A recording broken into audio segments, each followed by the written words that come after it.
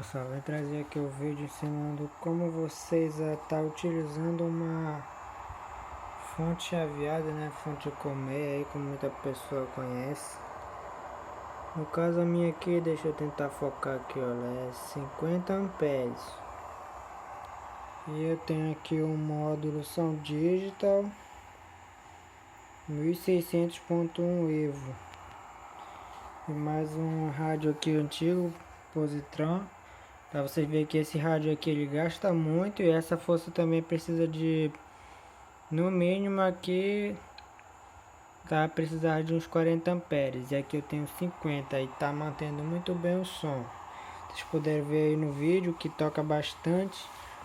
E aqui ó, pra vocês verem ó, que eu saio direto daqui da fonte.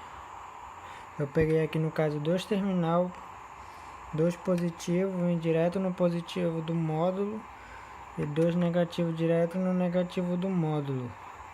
Aqui esse fiozinho do meio aqui ó, fiozinho vermelho, ele é o remoto que ele acompanha aqui e vem aqui no remoto do rádio, que no caso vai estar ligando direto. Quer ver? Deixa eu mostrar aqui ó, desligou, desliga tudo, ligou, automaticamente liga. E para você ver como sopra bastante aqui, a fonte não esquenta, não dá pau nada, e toca bastante. Sou vitorioso.